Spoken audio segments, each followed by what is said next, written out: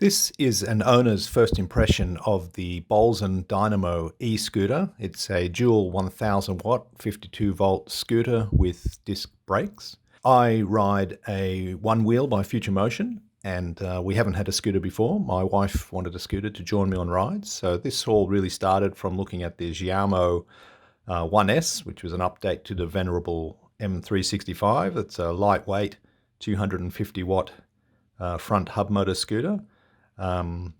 Basically, we skip past those pretty quickly. They're priced at around $400, whereas this Bolzzen scooter, as of June 2021, is available for under $2,000 Australian. The recommended retail is $2,195. We dismissed those smaller scooters because the small ones just won't get you up the hill. Last couple of years, I sort of had a look at Inakim, Zero, Carbu Mantis, the Dragon, GTR. That was what we were looking at more recently, and then came across the Bolzzen. Basically, the anodized blue was a pretty sort of striking colour that attracted my wife's attention. What was important to us was warranty and local support, having spare parts or upgrade parts for them, the performance, the styling, and the durability of the scooter. So the Bolzzen Dynamo is sort of another clone of the so-called 10X design of scooters. The owner's manual, for instance, says VDM10, and there's a whole range of scooters that are called the VDM10 from a Chinese Titan group. So it's essentially dual 1000 watt, two-wheel drive, front and rear, hub motors in both the front and rear. It has fully suspension, shocks and springs at each end.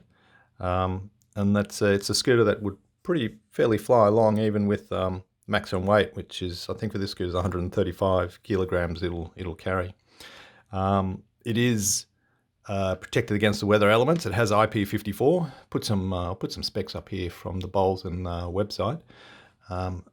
Looking at the specs, some of the important things are obviously limited to 25 kilometers for Australian law, but top speed of about 62 kilometers, maximum incline 25 degrees.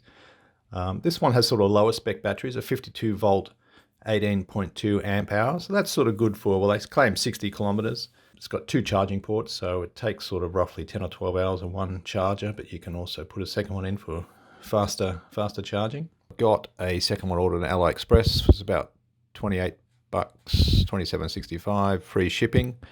The important thing is that you get the right connector. So this connector is called the GX16-3, 3-pin to fit this scooter. The more important than that is you've got to make sure you get a 58.8 volt and 2 amp. That's matching the one that came with it. So plug, I had a look through, and this one seemed to have a cooling fan in it and a heat shrink, and heat sink, I should say, and wasn't too expensive. So, I don't know anything about electronics, but it looked like it was reasonably made and wasn't a lot of money.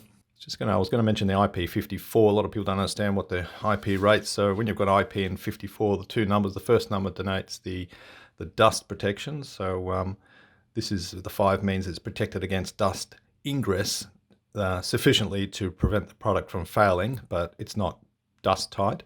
And the second number, 4, means it's basically splash proof, so it can survive water splashes from any direction, as in Bolzzen say on their website, approved for light rain and riding on wet surfaces.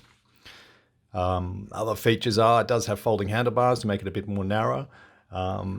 Importantly, it has a lock mechanism, or a latch, I should say, on the platform, so that the stem, when it's collapsed down, can be attached by this latch, and then you can use the stem to carry the scooter. Which I would have thought was on all scooters, but apparently not. You can switch the motor from single dual drive, and you've also got an economy mode button as well for a longer range. Simply, we really got attracted to this scooter because of it looks great. The wife simply stopped looking when she saw the aqua blue, as well as the colourful LED lights. White ones down low, so not really great for lighting up the road in front of you, but looks good. Red ones, twin on the back, that also flash when you apply the brakes, and a couple of LED strips along the side. The specs claim, 62 kilometres an hour. I mean, we're still around that 40 kilometres an hour while we get used to it, and probably typically a 45 to 50 kilometre range. Disc brakes, they are cable brakes, not hydraulic. I believe Bolzzen will be bringing in a slightly upgraded model that will have hydraulic lines for the brakes, as well as the 24 amp hour bigger battery. It's very well finished. No real rough edges that I can see, no unfinished paint. It's a wide platform, so you can stand, or at least my wife with her small feet can stand side by side, as well as putting one foot in front of the other. The side stand, I like that it's in the center, not right at the rear of the scooter. Just seems a bit more stable. 10-inch pneumatic, that is air-filled tires with tubes, and they're 3-inch wide, and they're decent sort of road tires. The tires look to be kind of a bit of a dual purpose, off-road and on-road. The scooter is, with that full travel suspension, is an off-road as well as great for the pathways. I have saw one review where they said that there's a little plastic sort of thread that you tighten up once you hold those handlebars in place when they're unfolded, and that you have to keep sort of checking that. We probably haven't had the scooter long enough to experience that. What was important to me is have a look how the electrical cables were protected in terms of where they enter the stem or where they enter the base, the platform, whether they can be cut by any edges. I did notice that overall they're well protected. They've got either a plastic sheath or metal spring sheath on most parts. I did notice on the top where the wires from the dash controller and voltmeter go into the stem at the top that there wasn't really a lot of protection around there, like a rubber grommet. I like that they include little things like the rubber axle sliders or rubber axle covers. So for the tyres, I'm told that they've got split rims, so if you're going to be taking the wheels off and changing tyres yourself, split rims are a lot easier to do that. A couple of things that we found, and as I said, we've really only done a couple of rides on it, so it's pretty much early first impressions, but the grips, my wife at least still found them a little bit uncomfortable after a sort of a couple of hours on the scooter. The throttle control is progressive and pretty smooth. The suspension works a treat. My wife's never ridden a scooter before in her life. She has no experience. I had set her up there on gear 2. It's got 3 gears, 1, 2, and 3 for speed limiting basically. So she moved pretty quickly to gear 2. In the menus, there's a P8 power setting. You can have it between 25 and 100%. So I had that on 100%. And P12, which is the acceleration, is from I think 1 to 5. I put that on 5 at the highest level, and she was okay with that, just being quite judicious with using the throttle. What she didn't like was the brakes. We went down a steep hill and found them sort of grabbing a little bit jerky. So I jumped on and went up and down the hill 3 times playing with the settings. And what I decided on was I put the P11 regeneration up to 5, which is the highest level. And this means that the hub motors are going to help you slow down. They seem to only work off the rear brake, didn't seem to operate off the front brake. But what it means is when you just use that rear brake moderately, the hub motors sort of kick in with their engine braking, with the electrical regenerative braking, and it's quite smooth. Obviously, you can only really do moderate braking, because if you squeeze that rear brake, which is the left lever, any harder, you just lock up the back wheel.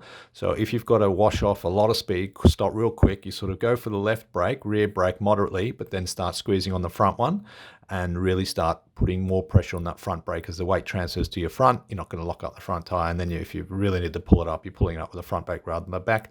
But for most moderate braking, you're not even really going to be using the pads, because I think a little bit of light pressure and that regenerative brake sort of cuts in and helps smooth it. So, but overall, loving it so far. Very early days, but so far the finish, the experience, the ride, and the price. I mean, we actually paid $18.95, just special to the end of June 2021. Is really good for a 2,000 watt scooter.